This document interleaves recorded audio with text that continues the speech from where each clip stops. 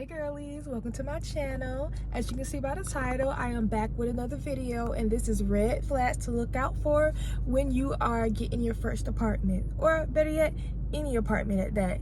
Y'all, this is the second part to my apartment series. If you have not seen the first part, then I recommend you going to go watch that after you watch this video. It's a story time of my horror story, everything that I did wrong when I went to get my first apartment. So I want to make sure y'all don't do the same thing. That's why I'm doing this red flags video. Also, before we get into the video, be sure to like, comment, and subscribe if you have not, because if you haven't, then girl, what are you doing? Yeah, but anyways, y'all, let's get right into the video. All right, y'all, so my first red flag is going to be if they do not let you tour the unit that you're supposed to be moving into. Y'all, that is the #1 red flag. Do not sign no lease if they're not letting you tour the unit that you're actually supposed to be moving into. Because if they're not letting you tour that unit, then baby, they're hiding something. Something ain't up to par. Something ain't given. So be sure that you stand on that. Like, make sure you let them know you're not signing no lease until you can go see the apartment that you're supposed to be moving into. Y'all, my second red flag is going to be the apartment reviews, the ratings. I say that if your apartment does not have at least a 3.5 star rating, ain't no point in even moving out there unless you desperate. And if you ain't seen my story time, then you know that I was desperate and I was trapped in that lease for a year. So baby, you might not even want to be desperate to move up in there. But I do recommend you recommend that you look at your apartment reviews and actually read them and see what's going on, because a lot of the times it be the same problem. Especially if it's an older apartment, then a lot of the problems be like the building just be showing its age, like plumbing and stuff like that. That was going on with my apartment. But yeah, that would be my second red flag. The third red flag I would say is go ahead and do your little drive through in that apartment complex and take your happy butt right over there to the trash. Go look at the trash. If the trash is filled, fluctuating, I think that's the word, fluctuating. Anyways, if the trash is filled up to the rim or to the top, baby, that's a red flag in itself, because that means that they don't even take it serious for them to take the trash out. Trash should be one of the top priorities when it comes to an apartment complex, because the trash is going to fill up. It's hundreds of people out there in that apartment complex. So that should be one of the top things that an apartment complex is going to take into consideration, because if they don't, it makes the apartment complex look bad. They don't even care how they look to the eye. So that's a red flag as it is. And while you over there, while you riding through the apartment complex, go ahead and look at the grass. If the grass is overflown, y'all, that means they either don't have a good contractors that they're with, or the people that they are with don't come out a lot, or they cheap and they don't want to pay.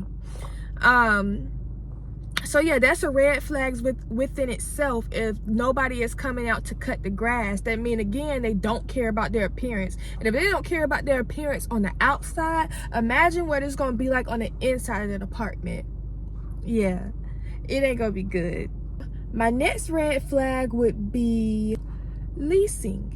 Y'all, if you're going through the process of just talking to the leasing office and things of that sort, if those leasing people or the leasing lady or the leasing man keep getting switched out, and I don't mean switched out like, okay, they all work there and you might deal with a different one each time you go up there to talk or email somebody. I don't mean that. I mean like they're getting switched out because they're getting fired or they're quitting. Y'all, before I even moved into my apartment complex, before I got settled in, I want to say the leasing people had got switched out 2 or 3 times before I moved into my first apartment complex. And that's before I even signed my lease. Within like that, I want to say within like the 2-3 week time span, the leasing lady had got switched out like 2 or 3 times. So that was a red flag within itself, y'all. Pay attention to that. My next red flag would be if they only have one maintenance man. Y'all, I don't care what nobody say. I don't care how small the apartment units are, unless it's like 2 or 3 duplexes.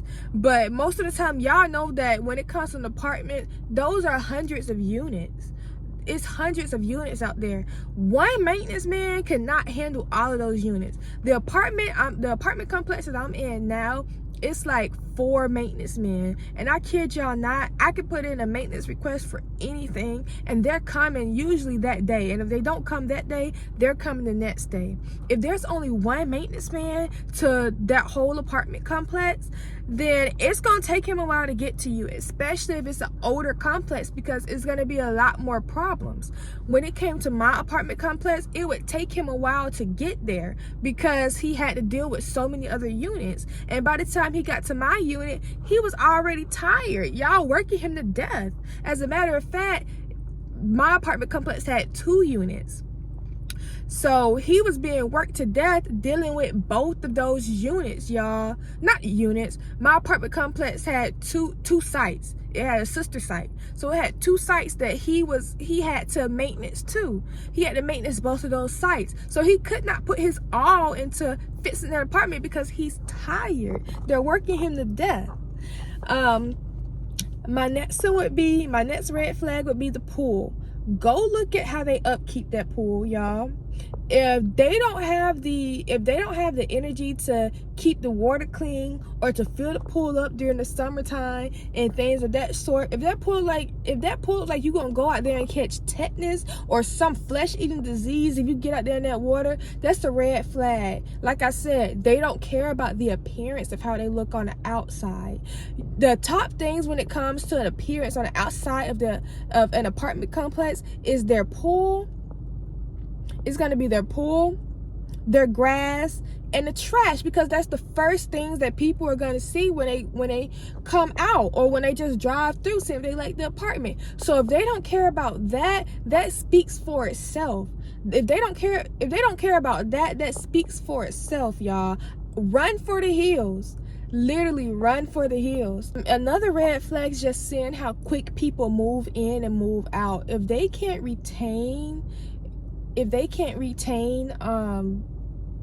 tenants, then that says a lot in itself. If people are constantly breaking their lease or things like that, that means they don't want to stay there. That means the apartment complex is bad enough for them to want to break their lease, y'all. That says a lot in itself. Now, that's kind of hard to figure out.